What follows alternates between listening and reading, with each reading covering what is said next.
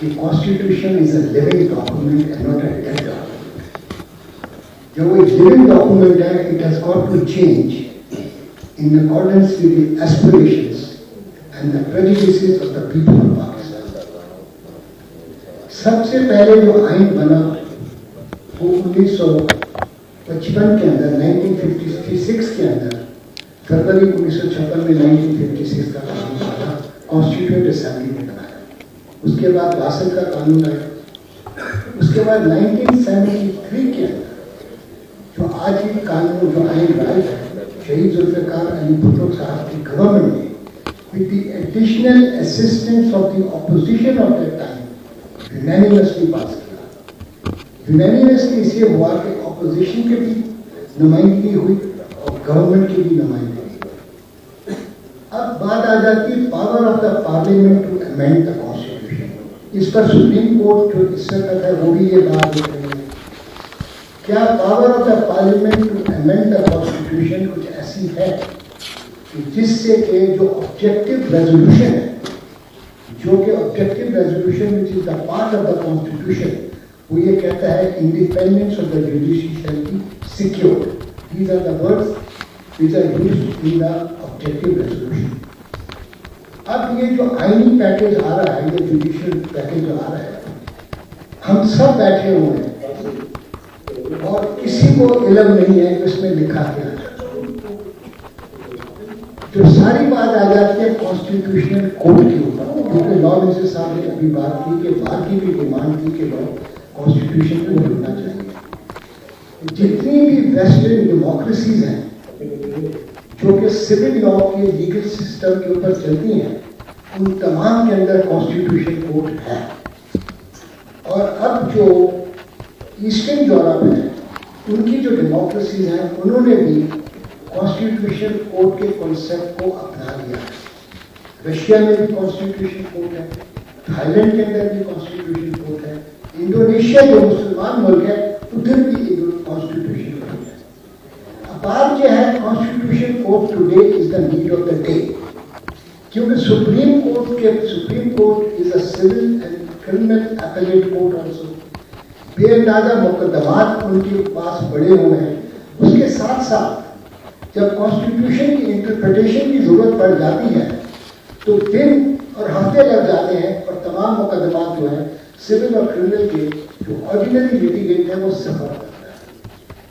अगर हम constitutional court बनाते हैं, the question which arises to the mind and which is the basic question whether it will destroying the independence of judiciary, and if it is not destroying the independence of judiciary, Constitution Court is the answer to the problems that Pakistan is facing today, not only as far as the backlogs are concerned, even as to the interpretation of the Constitution is concerned.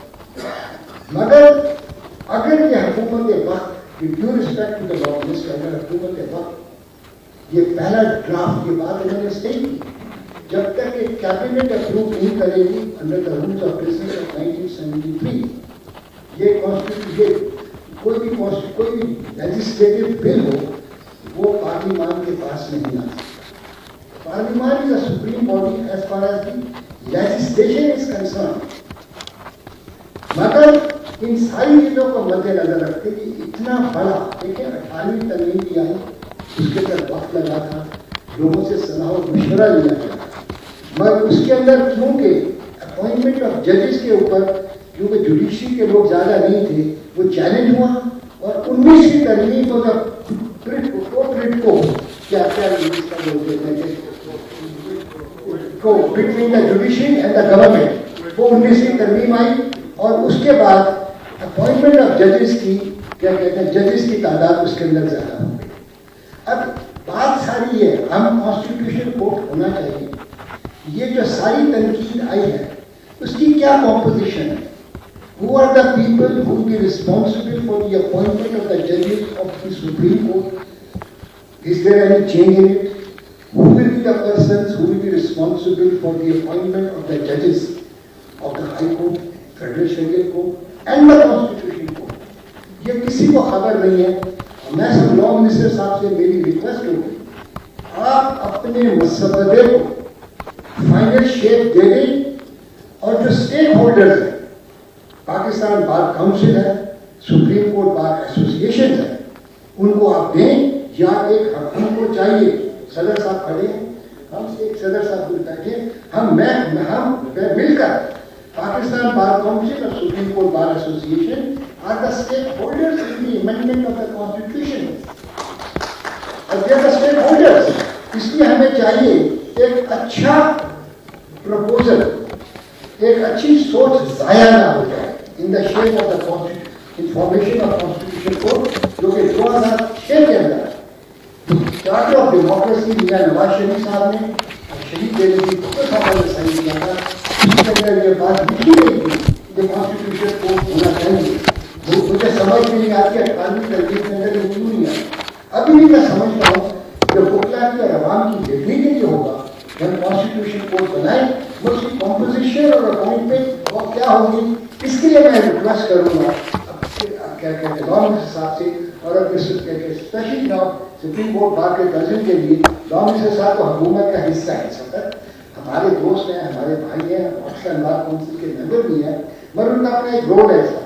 तो मैं ये चाहूँगा कि हम एक committee बनाएं, ये हमें अपने वो प्रपोजल जो ड्राफ्ट में दे, in the best interest of the nation, in the best interest of the people of Pakistan, in the best interest of the judiciary, in the best interest of the independence of judiciary, we should formulate a constitution code according to the wishes of the stakeholders, so that judiciary का उनको हिस्सा, ताकि फजूल के अंदर challenge ना हो, क्योंकि अच्छी चीज को जाया करना अच्छी बात नहीं है। तो मेरी गुजारिश होगी आखिरी, बिफोर आई ज़्यादा टाइम नहीं लूँगा, अपना लॉ मिनिस्टर साहब से, अपने सुप्रीम कोर्ट बार के प्रेसिडेंट साहब से कि आप एक स्मॉल कमेटी बना दें जो कि इंटरेस्टेड हो in the drafting of the amendment of the constitution, और बाकी लोगों से जितने भी बार एसोसिएशन हैं और बार काउंसिल हैं मुल्क की, उनसे आप तजवीज़ देते, जैसे खटक साहब तजवीज़ दे रहे थे, आप उनसे राइटिंग में ये मंगवा लें और ये बैठ के एक ऐसा मसला तैयार करें जो कौम के लिए, जमहूरियत के लिए और मुल्क की बका के लिए अच्छा हो। बहुत शुक्रिया।